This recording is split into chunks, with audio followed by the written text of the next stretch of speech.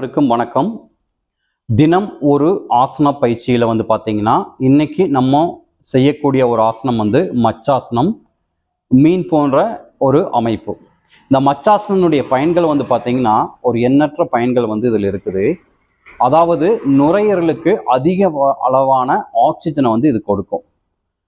நுரையீரலுக்கு oxygen அதிகமாக போகிறப்போ நுரையீரலில் இருக்கக்கூடிய கழிவுகளை வெளியேற்றும். முக்கியமாக பார்த்தீங்க அப்படின்னீங்கன்னா நாள்பட்ட சளி, வீசிங் சம்மந்தப்பட்ட பிரச்சனைகள், ஆஸ்துமா சம்மந்தப்பட்ட பிரச்சனைகளை கட்டுப்படுத்தும். இது எப்படி செய்யலாம் அப்படிங்கிறத நான் இப்போது செயல்முறை விளக்கம் தரப்போகிறேன். பாருங்கள். ஃபர்ஸ்ட் நீங்கள் நேராக நிமிர்ந்து உட்காந்துக்கலாம். உட்காந்துட்டு பத்மாசனம், அதாவது 2 விஷயங்கள் இதில் இருக்குது. பத்மாசனம் போட முடிஞ்சவங்க பத்மாசனம் போடலாம். சமணம் போட்டு பண்ணுறவங்களும் சமணம் போட்டு பண்ணலாம். ஏன்னா எல்லாத்தினாலையும் பத்மாசனம் போட முடியாது. நல்லா நிமிர்ந்து உட்காந்துட்டு வலது கால்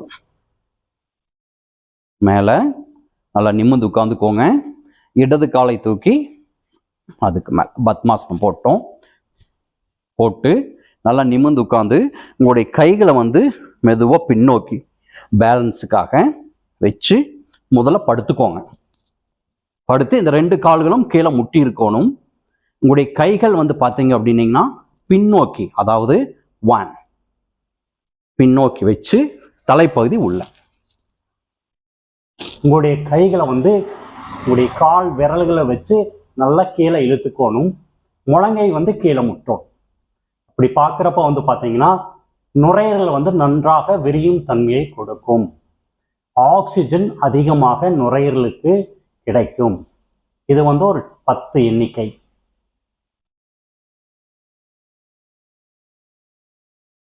ரிலாக்ஸ். மெதுவாக கை வச்சு படுத்துக்கோங்க. படுத்து அப்படியே இருங்க. இருந்துட்டு மெதுவாக காலை நீட்டி உடம்பை தளர்வாக வச்சுக்கலாம்.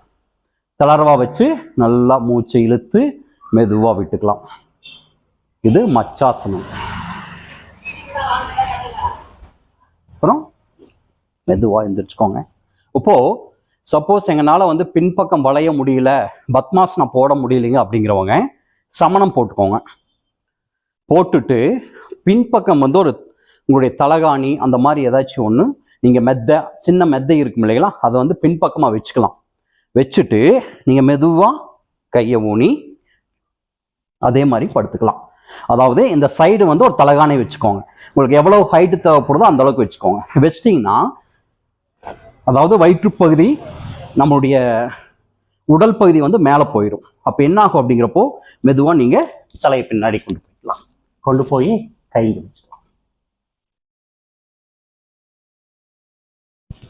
ரிலாக்ஸ் பண்ணிவிட்டு காலை நீட்டிக்கோங்க.